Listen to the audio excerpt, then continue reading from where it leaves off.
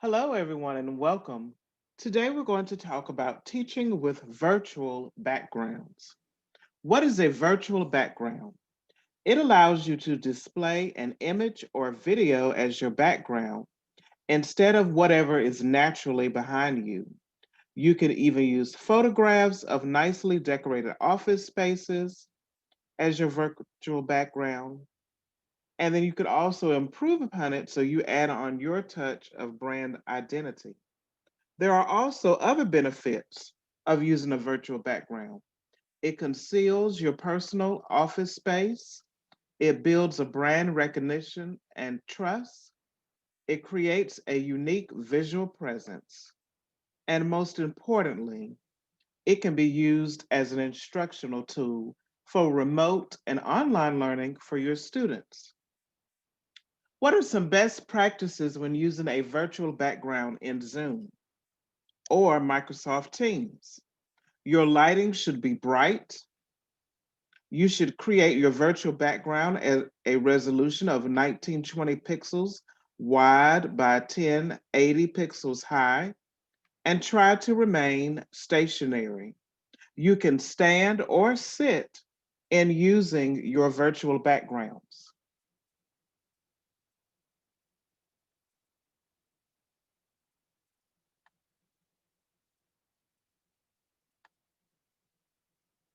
Now, first, I want to briefly share some different websites in which you can download images for virtual backgrounds. This one is called weareteachers.com. It gives you fun virtual backgrounds for online teaching. Images of a classroom, a library, welcome back to school, world's best teacher, outer space, the library, lemons, turtle power, watercolors, Jurassic, the jungle, and so much.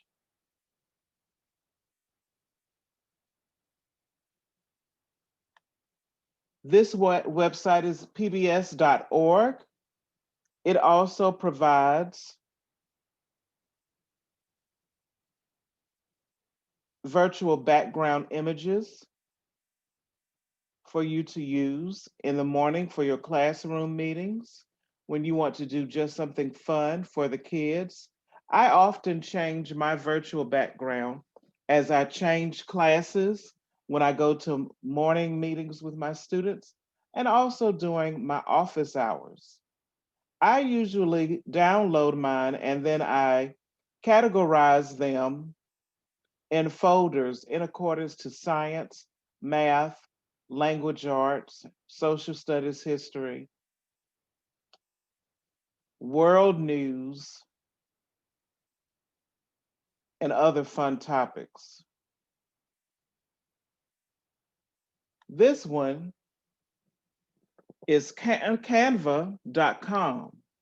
Canva is a wonderful website where you can create your own posters, book covers, and other multimedia presentations. This is one of my favorites that I use in my classroom. It says, hello, everyone. And I have that downloaded in my folder. But we have everything from underwater images to outer space. And there's just so much you can do with Canva and having different virtual backgrounds. You could also go to shutterstock.com, and here's some fun images that you can download. It's all very simple. Simply click on it and save image as. You can download it for free.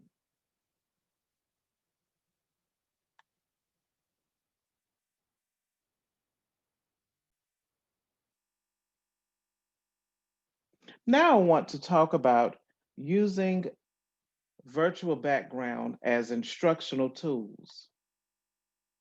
Virtual backgrounds for social studies.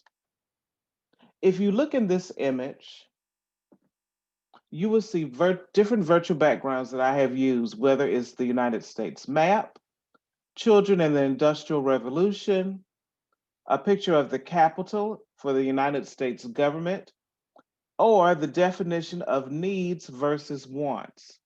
Virtual backgrounds enhance your lesson, and students can see what the lesson is about. It's very important for visual learners. You can put up a virtual background at the very beginning of class and use it as a tool or an icebreaker in your class.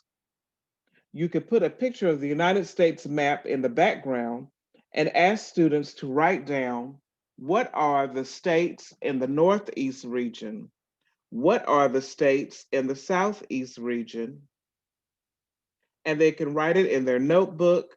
They can respond in the chat. They can also email you or submit the assignment in Google Classroom or Microsoft Teams.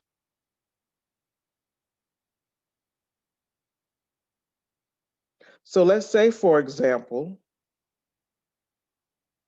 your standards were on a map of the world, locate North America. On a map of North America, locate the United States, and you can do that. Locate the current boundaries of the United States. Identify the states, state capitals, and major cities in each region. And I simply downloaded this picture off of google.com, and I also used it as a virtual background. Let's say you're discussing the children in the Industrial Revolution.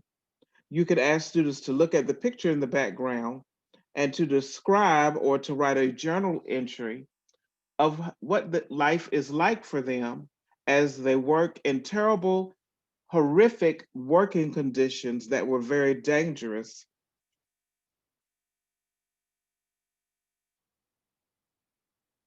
and harmful to their health. You could look at the building of the Capitol and ask student, what or which branch of government does this building represent? And of course, it would be the legislative branch.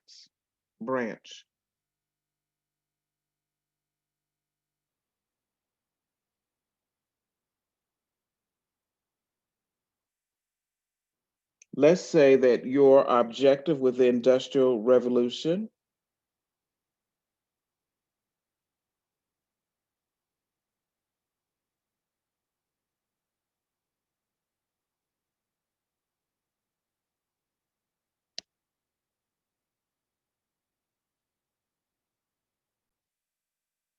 the objective is as follows: indicate the circumstances leading to the use of industrial child labor. You can make a point to students that children were as young as 4 years old when they were employed at production factories and mines, working long hours in dangerous, often fatal conditions. Many children were forced to work in very poor conditions for much lower pay than their elders, using 10 to 20% of an adult's male wage. Beatings and long hours were common, with some child coal miners and hurriers working from 4 a.m. until 5 p.m. Workhouses would sell orphans and abandoned children as apprentices. The first legislation in response to the abuses experienced by child laborers did not even attempt to ban child labor.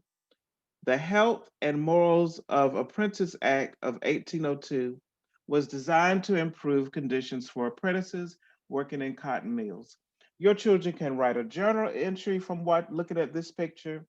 They can do a research and find out, even guess where they thought these children work, what type of laws prohibited um, child labor, and also ask them, would you prefer to work at a job as these children, or would you prefer to come to school? It's up to you. Then also for my other virtual background, if you're discussing needs and wants in second and third grade.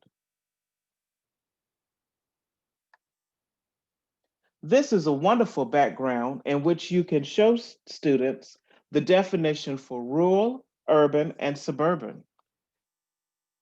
And the next day, as you're discussing, you can have this as your virtual background. And as an introduction, have your students to type in the chat.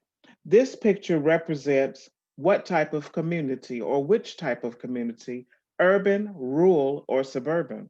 Tell them to refer to their notes or not to refer to their notes, type their answer in the chat. They can email it to you. They can discuss it in groups in their Zoom breakout rooms. Here I have another background in which it defines and describes what a rural community is and gives a picture or illustration. Virtual backgrounds for science. Now note these pictures. In the upper right-hand corner, you can have the solar system. So that it will show you the students what each planet looks like. You can have a diagram of the water cycle, a picture of the map of Earth's climate zones. At the bottom, I have a picture of Antarctica. Or you may want to discuss mammals or vertebrates. That could be your background. It gives the characteristics of mammals. If you're discussing the body systems of the human body, the digestive system, circulatory system, respiratory system, you can have an illustration so that students will see this. If you're talking about acids and bases, this is a great background in the upper left-hand corner, a definition for matter, and also give examples. Here's another example of a virtual background you can have, which shows solid, liquid, gas, the states of matter.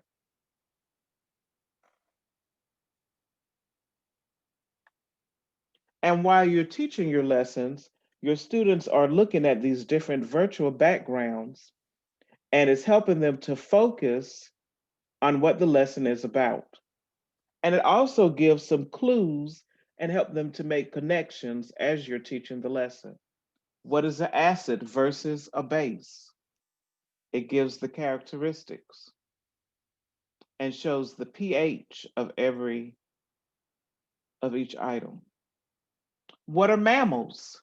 There are many groups or classes of mammals. This gives the characteristics of mammals.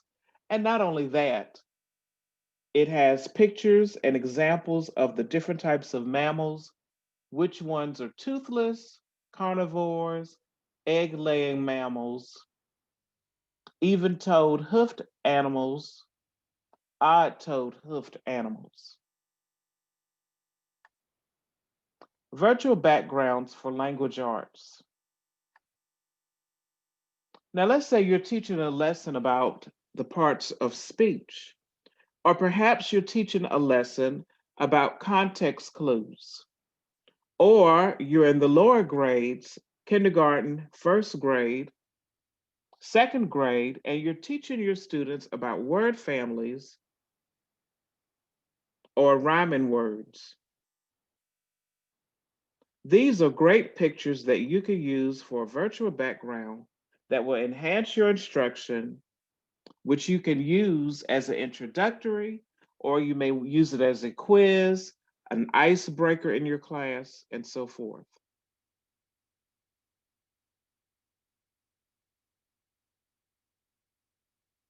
Let's say with your context clues lesson,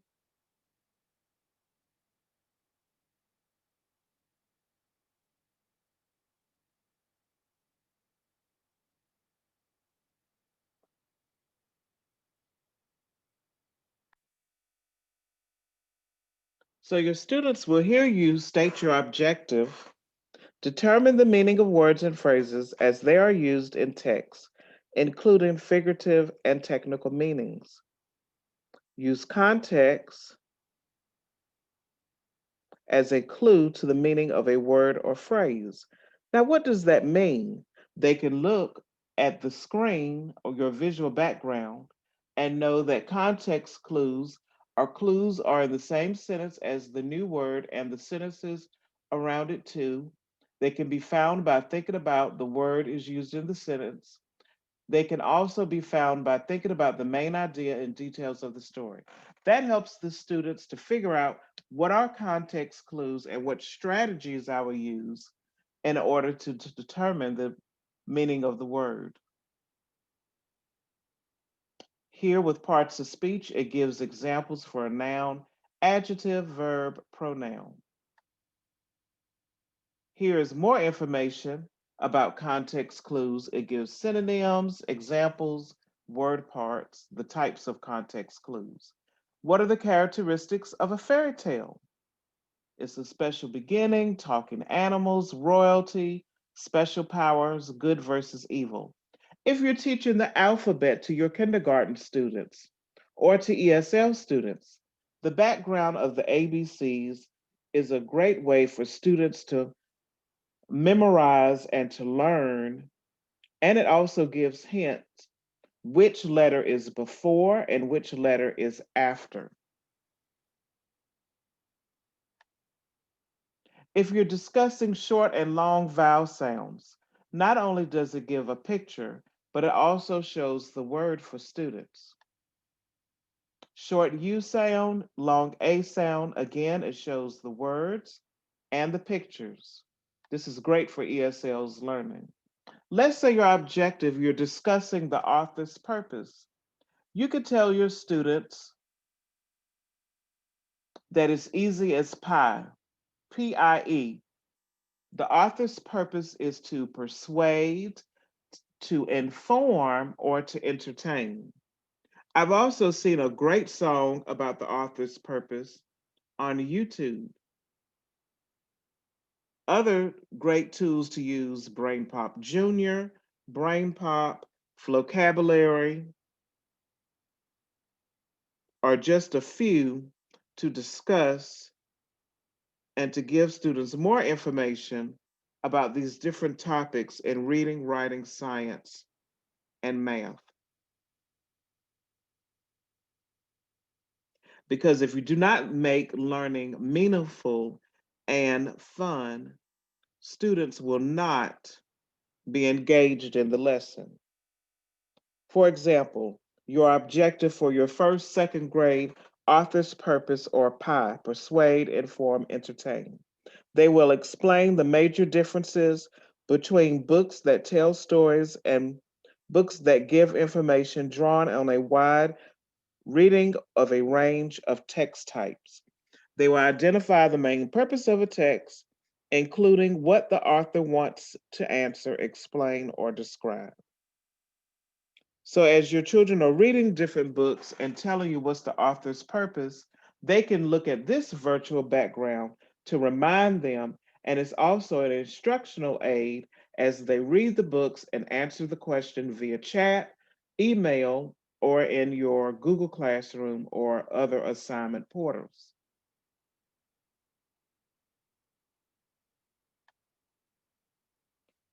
With my upper grade students, when I taught high school English, one of the authors, poets that we covered was Emily Dickinson.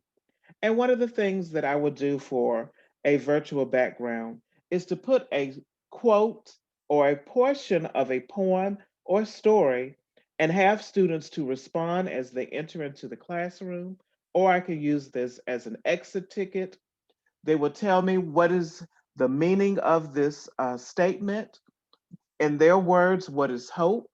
Hope is the thing with feathers that perches in the soul and sings the tunes without the words and never stops at all. They could tell me the tone of this statement, the mood, what was the author's purpose, the poet's purpose. They could discuss the time period in which this was written, because the author's ideology, beliefs, culture impacts and influences the matter in which they write. Of course, the religious belief of the Puritans was a direct influence or impact on the forming of the famous book, The Scarlet Letter.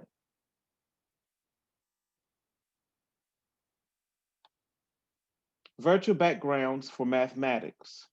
Whether you're teaching patterns and students can type in the chat what is missing, they can work in groups and come up with your answers.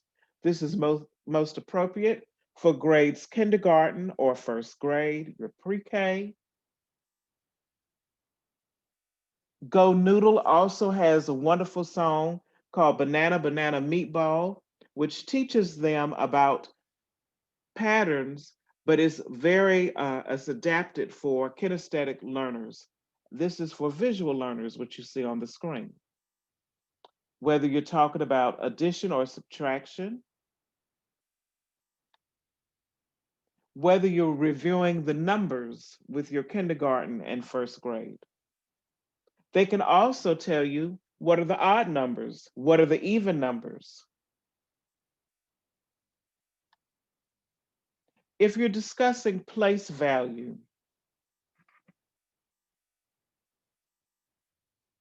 whether it's with whole numbers or with decimals, this is a decimal place value chart. Tenths, hundredths, thousandths, and then on the left-hand side, ones, tens, hundreds, thousands. Your multiplication chart for third graders, fourth graders. This is a great way to quiz students or to give them a quiz and let them check their own answers. You can use it as an exit ticket as well. If you're reviewing or discussing fractions, this gives a visual 1/5, 1/6, 1/3, 1/12, 1/8. Students can write a paragraph or a sentence describing how they use fractions on a daily basis.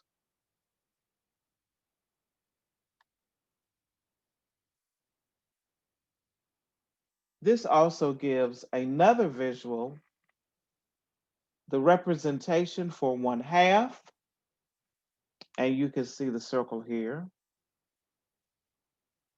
What is 1/8, 1/4?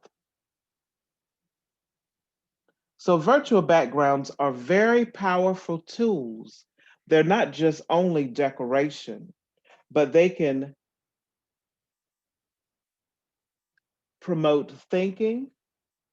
It can help differentiate instruction.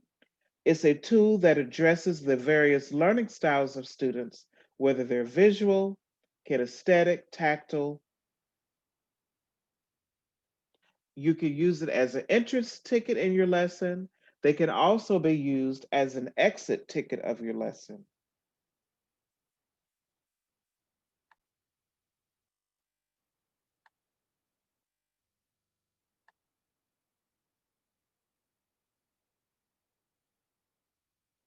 Now observe in this lesson how the teacher uses the virtual background. So boys and girls, today we're going to talk about fairy tales. And if you look here on the wall, all fairy tales have certain characteristics. They include magic, spells, heroes, good characters, bad characters, faraway places, kings and queens.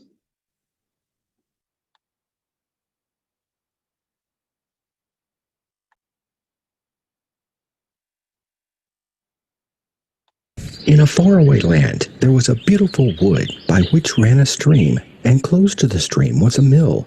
The owner of the mill lived nearby with his beautiful and clever daughter. Oh, daughter, I am so tired of leading a poor man's life. I wish we could also be rich and have every comfort in the world. Just then, the king of the country came passing by on a hunting trip.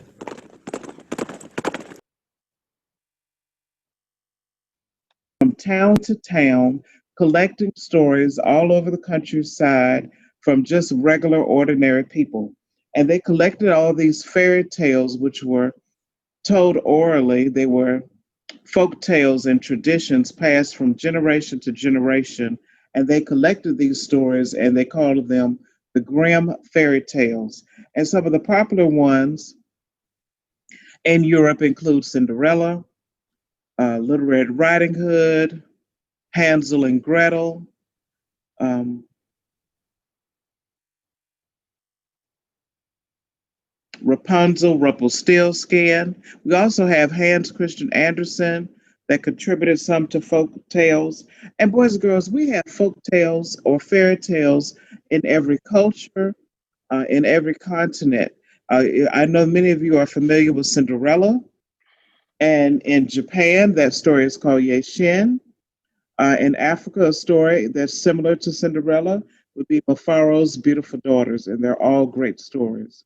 And again, fairy tales have magic, spells, good and bad characters, faraway places. Now listen carefully to The Princess and the Pea.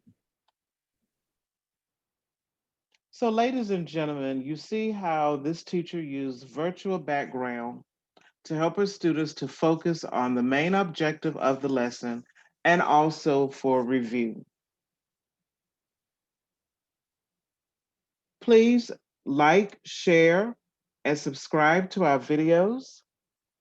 And please go to Eventbrite and look for Renaissance Academy of Excellence.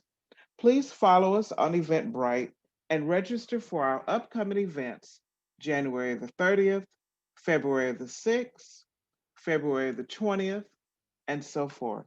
Thank you.